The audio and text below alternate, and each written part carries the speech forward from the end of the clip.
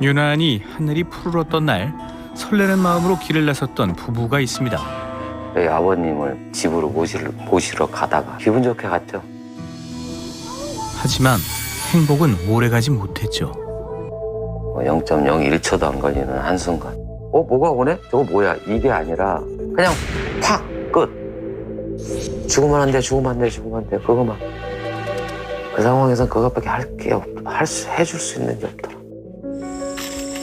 한 달이 지난 지금까지 아내는 집으로 돌아오지 못하고 있습니다. 부부의 웃음소리가 끊이질 않던 집엔 차가운 정막만이 감돕니다. 그날 일을 수천 번 곱씹어봐도 도통 이해가 가지 않는다는 제보자. 처음에는 돌인 줄 알았어요. 먼지가 마냥 팍 하고 뭐가 깨지는 왼쪽 눈 맞고 이게 돌아가면서 여기 뒤통수를 맞은 거죠. 그래서 금이 가고 뭐 한 요 정도 크기의 함몰이 됐어요, 지금. 안타깝게도 사고 당시의 상황은 블랙박스에 녹화되지 않았습니다. 하지만 사고 이후 차량 뒷좌석에서 아내를 덮친 물체를 찾았는데요.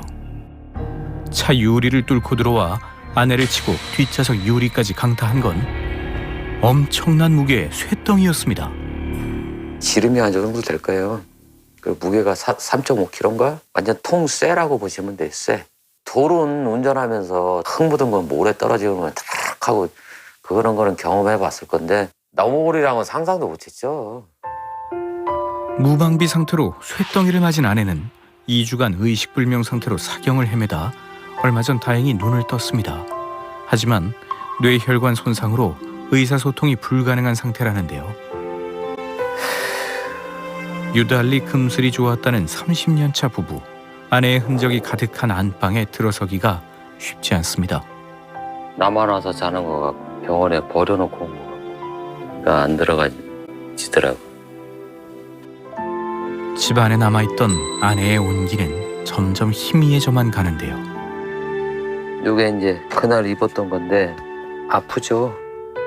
내가 다 빨겠었는데 빨아가지고 서랍에 못 넣는 건 본인이 와서 누라고.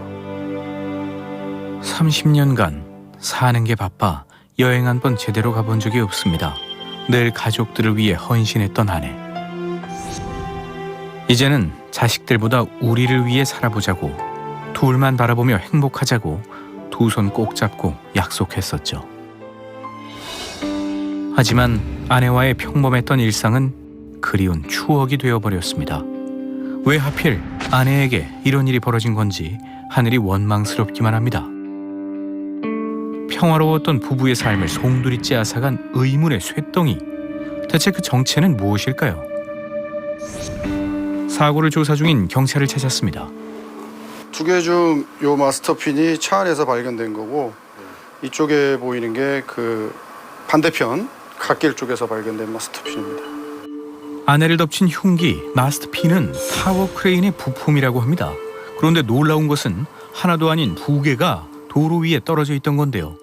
피해 차량 주변 및 반대편을 진행한 차량들의 블랙박스 조사를 통하여 화물차 적재함에서 마스터핀 두 개가 떨어졌고 그 중 하나가 마침 1차로를 진행하는 승용차 앞부분에 충격된 후 반대편으로 넘어가는 것으로 조사되어 제보자가 주행 중이던 그 시각 반대편 차로의 상황을 보겠습니다. 타워 크레인을 싣고 가는 이 화물차가 사고를 유발한 차량입니다. 여러분 뭔가 발견하셨습니까? 영상을 다시 보죠. 빠른 속도로 달리던 화물차가 도로 요철을 지나가면서 덜컹이더니 마스터핀 두 개가 떨어져 나옵니다. 그중 하나는 다행히 사고를 유발하지 않았지만 나머지 하나가 블랙박스 차량에 밟힌 건데요. 이 차량에 밟힌 마스터핀이 반대편 차로로 날아가 제보자 차량을 덮쳐버렸던 겁니다. 반대편 차로에서 쇳덩이가 넘어올 거라고는 그 누가 상상할 수 있었을까요? 제보자는 여전히 그날의 사고가 믿기질 않습니다. 비상깜빡이 켜고 그냥 오른쪽 백메라만 보고 섰어요, 그냥.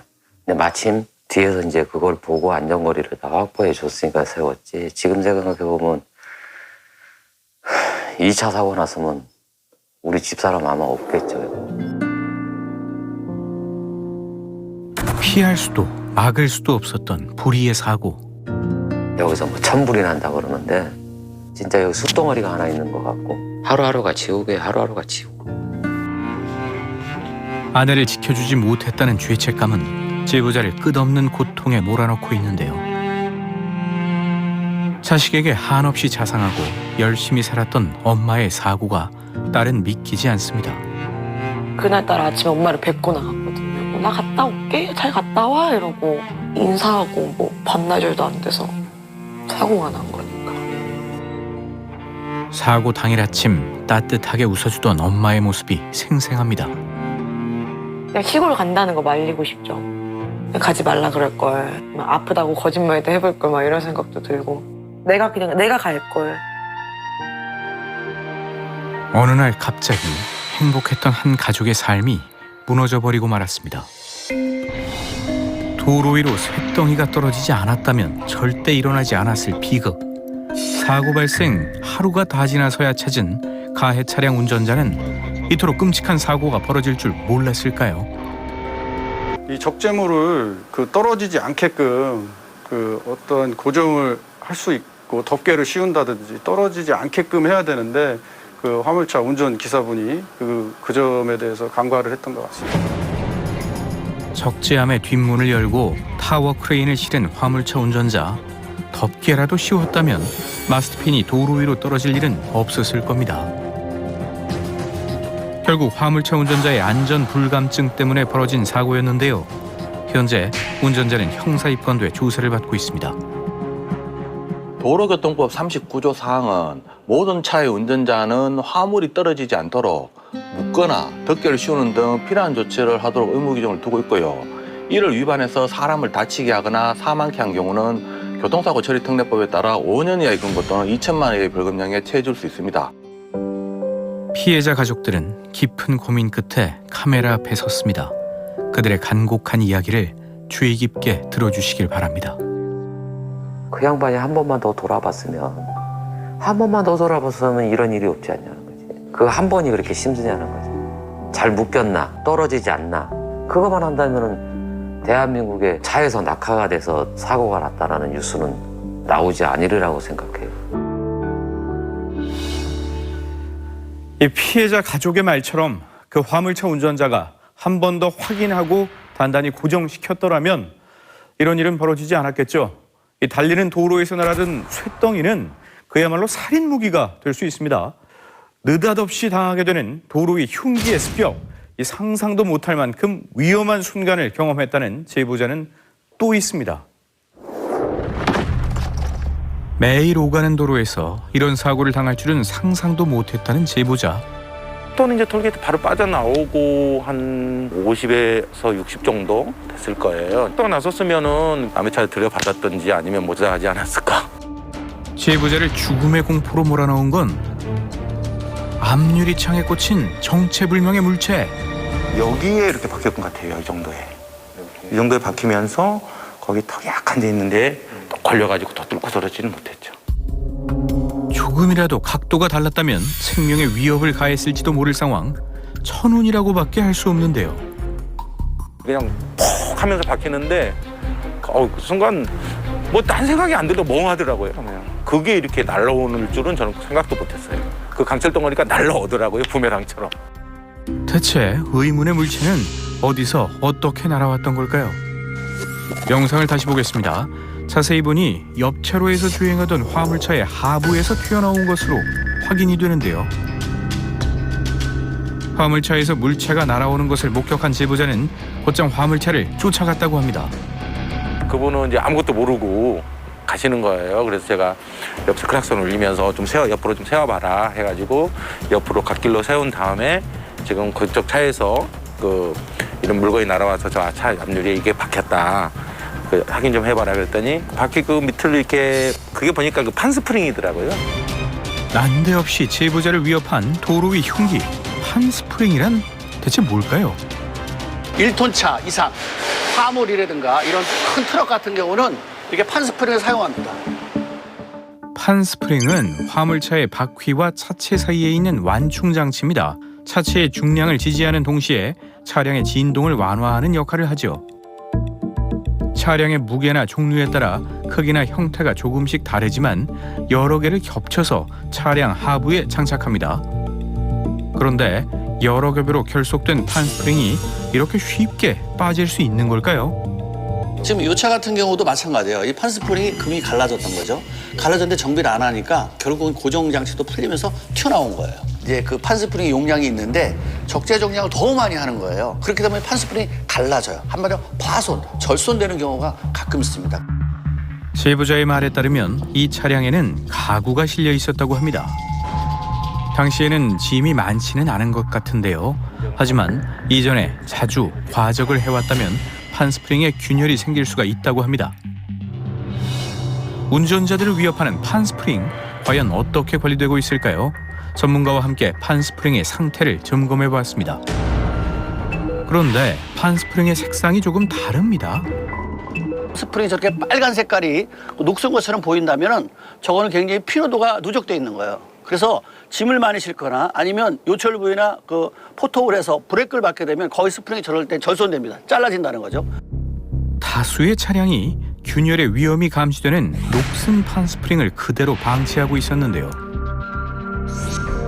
빠른 속도로 달리는 고속도로에서는 균열의 조짐이 보이는 판스프링은 언제 떨어져 나갈지 모를 흉기나 다름없습니다. 그런데 판스프링이 도로 위로 떨어지는 이유는 또 있습니다. 야심한 밤 홀로 한적한 고속도로를 달리고 있었다는 제보자. 그런데 옆 차로에 있던 차량이 비상등을 켜고 차로를 변경하는데요. 그 순간 갑자기 유리창이 뚫리고 맙니다. 앞 차량이 차로 변경을 하자마자 바퀴에서 불꽃이 일어나는데요. 앞 차량이 밟은 무언가가 제보자의 차량을 덮친 거죠. 이게 제 차로 날아왔던 물체입니다. 보기에도 매우 위협적입니다. 제 목숨을 앗아갈 뻔한 흉기. 유리가 찢겼었으니까요. 본넷을 타고 유리를 뚫고 저 차 뒷좌석 중앙까지 타고 들어갔었습니다. 당시 제보자의 차량입니다. 유리창이 찢어졌다는 표현이 과언이 아닐 정도인데요. 무시무시한 습격에 아무런 대처도 하지 못한 채 제보자는 그저 주행을 이어갈 수밖에 없었답니다. 거의 반쯤 정신 나간 상태로 사고 나고 한 20km 정도 계속 갔던 것 같습니다. 이제 유리가루가 눈, 입, 귀 계속 이제 날리는 상황에서 이 정신을 차렸거든요. 악몽 같았던 그날의 기억, 사고 후 넉 달이 지난 지금까지도 제보자를 괴롭히는 트라우마로 남아 있습니다. 엄청 공포스러웠던 것 같습니다. 1도만 운전석 쪽으로 틀어졌으면 뭐 여기나 여기 목이나 즉사했겠죠. 도로를 지나가면 뭐가 제 얼굴로 날아올 것 같은 첫 사고나 직후에는 이제 허상까지 보였습니다. 정신의학과를 처음으로 가봤습니다. 왜 자신에게 이런 일이 벌어진 건지, 아무리 안전하게 운전을 해도 피할 수 없는 사고가 있다는 게 여전히 납득이 되질 않는답니다. 지나가시던 분 한 분이 오셔서 이제 화물차에 짐을 싣고 그 짐이 이제 밖으로 떨어지거나 아니면 짐을 이렇게 막기 위한 커버가 휘는 걸 방지하려고 억지로 꼽는 그런 걸쇠 같은 거라고 말씀해 주시더라고요. 폐 판스프링이나 아니면 이제 못 쓰게 된 판스프링을 이제 용접을 해서 따로 만든 구조물이기 때문에 도로를 달리다 보면 심심치 않게 이런 차량들을 볼 수 있습니다. 화물차 하부에 장착하는 판스프링을 차체 옆에 꽂아두는 건데요. 전문가는 이런 행위는 명백한 불법이라고 강조합니다. 합법적이라는 것은 그 고정 물체가 움직이지 않는다는 겁니다. 용접을 통해서 고정하는 물체고, 불법적이라는 것은 그때그때 스프링을 뺐다가 넣었다 지지를 하다는 이런 부분이거든요. 그래서 정상적인 방법은 튜닝 승인을 받아서 검사를 해야만이 정상적인 어떤 행위인데, 그렇지 않는 경우는 불법 행위로 들어가고 있습니다. 차량 옆면에 지지대를 세울 때는 한국교통안전공단의 구조 변경 신청 후에 승인을 받아야 합니다. 정식 허가를 받지 않고 개조하는 경우에는 불법 튜닝에 해당돼 처벌받게 되는데요. 부품 적재 장치에 대한 변경, 튜닝 승인을 하지 않고 위반하는 경우에는 1년 이하의 징역, 또 1천만 원 벌금에 부과하게 돼 있습니다. 하지만 불법 개조를 한 채 도로 위를 활보하는 일부 화물차 운전자들, 불법인 줄 알면서도 개조한 이유가 있었습니다. 짐을 실었을 때 저 부피가 초과되는 짐이 이렇게 있잖아요. 짱짱 그러면 이게 튕겨서 나온다고. 이거 고리로 안 되니까. 그래서 여기에다가 그 브라켓을 달아 용접을 해서 그 판스프링을 끼는 거죠. 이제 거지는 안 빠지는데 재수없으면 빠지는 거죠. 튼튼하니까 안전하니까 그걸로 하면 이게 넘어가지 않으니까 화물이. 근데 그것 때문에 딴 사람이 다칠 수도 있잖아요. 죽을 수도 있죠. 그거 알면서도 하시는 거. 물건을 더 많이 실을수록 높은 수익을 얻는 업계 특성상 어쩔 수 없는 선택이라는 건데요. 이로 인해 사고가 발생하고 있습니다. 재작년 1월 결혼을 앞둔 예비 신랑이 판스프링 때문에 사망하기도 했었죠. 누군가의 차량에서 떨어져 나온 판스프링을 지나가던 관광버스가 밟았고 이것이 반대편 차로로 날아가 참극으로 이어졌던 건데요. 하지만 2년이 지난 지금도 비슷한 사고는 여전히 일어나고 있습니다. 최근 국민청원에는 무고한 사람들이 더 이상 피해를 보는 일이 없도록 강력한 처벌을 해달라는 글이 올라오기도 했었는데요. 강력한 처벌과 단속을 강화하는 것뿐만 아니라 또 한 가지 필요한 것이 있습니다. 바로 사고를 유발할 수 있는 도로 위 낙하물을 빠르게 수거하는 거죠. 24시간 동안 순찰을 하지만 돌아서면 다시 도로 위로 무언가 떨어져 있답니다. 최선을 다해 수거를 해도 한계가 있는 상황. 끔찍한 사고를 막기 위해서는 운전자 여러분 모두의 도움도 필요하다는데요. 저희들이 바라는 것들은 일단 화물차 운전자들 같은 경우는 일단은 적재물에 대해서 많이 결속들을 좀 잘 해주셨으면 좋겠고요. 운전자분들이 쓰레기들도 많이 버려요. 빨리 제거를 못하면 운전자분들한테 위협을 가하는 경우들이 많이 있어요. 어느 날 갑자기 당한 불의의 사고에 고통받고 있는 피해자들.